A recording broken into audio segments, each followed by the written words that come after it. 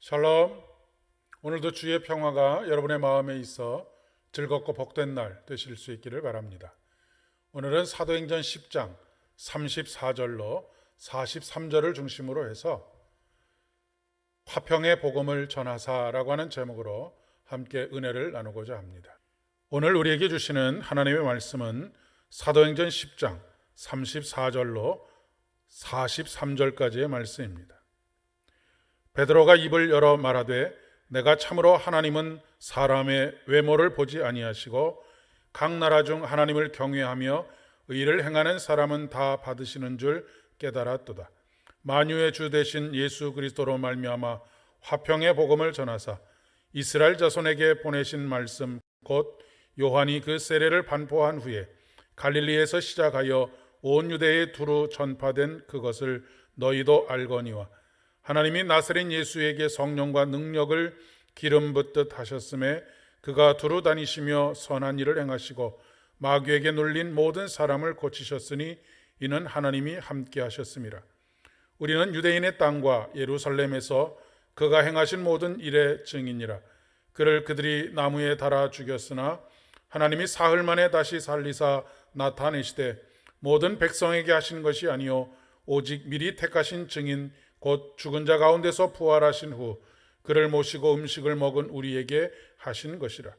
우리에게 명하사 백성에게 전도하되 하나님이 살아있는 자와 죽은 자의 재판장으로 정하신 자가 곧 이 사람인 것을 증언하게 하셨고 그에 대하여 모든 선지자도 증언하되 그를 믿는 사람들이 다 그의 이름을 힘입어 죄 사함을 받는다 하였느니라.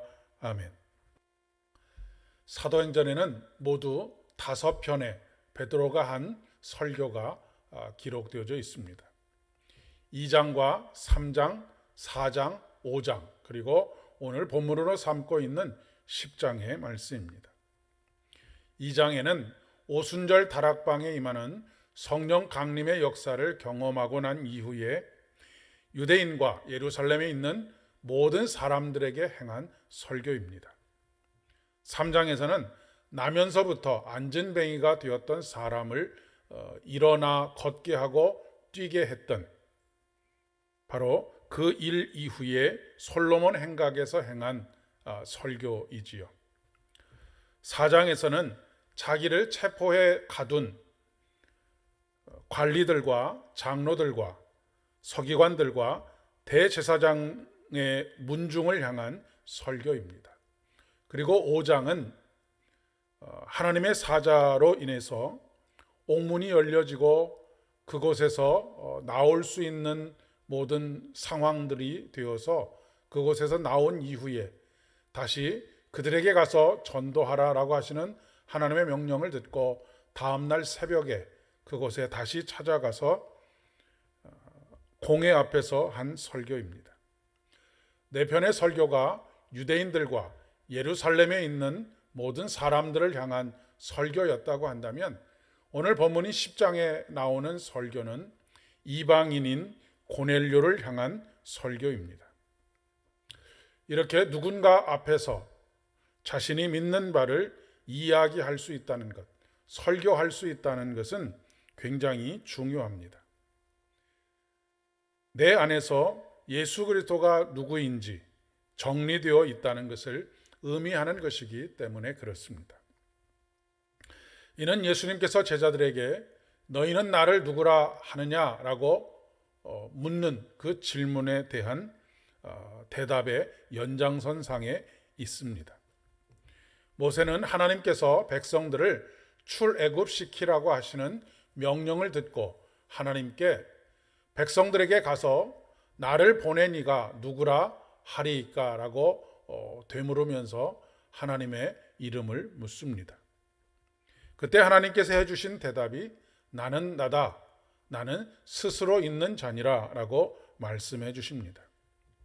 오늘 이사야 42장 8절의 말씀에서는 나는 여호와이니 이는 내 이름이다 라고 말씀하고 계십니다. 오늘 베드로는 복음을 한마디로 화평의 복음이라고 그렇게 정리하고 있습니다. 첫째는 원수되었던 우리 자신과 하나님과의 불화가 해소되어지고 마침내 하나됨의 사건이 일어나는 것이죠. 둘째는 나 자신과의 화해입니다. 그리고 셋째는 이웃과의 화해입니다. 우리를 구원해 주신 우리 주님은 막힌 담을 허물어뜨리시는 분이시고 우리를 하나 되게 하시는 분이십니다. 이것이 바로 복음입니다.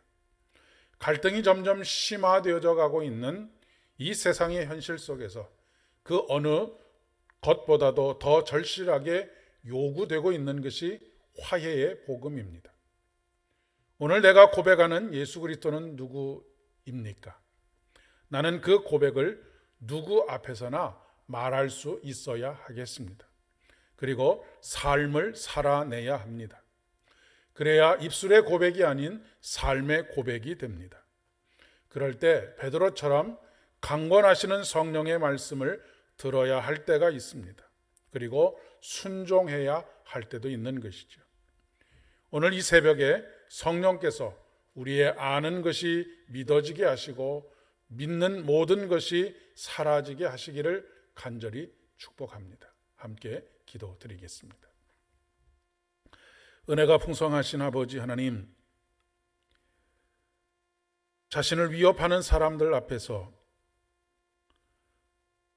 자신이 믿는 예수 그리스도를 당당하게 고백하고 선포할 수 있었던 베드로가 하나님께서 보내시는 발걸음 가운데 이방인인 고넬료에게 또한 화평의 복음을 전하고 있는 것을 듣게 됩니다. 오늘 우리들도 우리 자신이 믿는 예수 그리스도에 대한 정확한 고백이 있게 하여 주옵시고 그 고백이 화평의 복음인 것을 깨달아 우리의 발걸음이 닿는 곳마다에서 이 화평의 복음을 전하고 화평의 삶을 살아갈 수 있도록 은혜를 더하여 주시옵소서. 모든 말씀 예수님의 이름으로 간절히 기도드립니다. 오늘도 여러분의 발걸음이 닿는 곳마다에서 화평의 복음이 삶으로 증거되어지는 놀라운 은혜가 있기를 진심으로 축복합니다.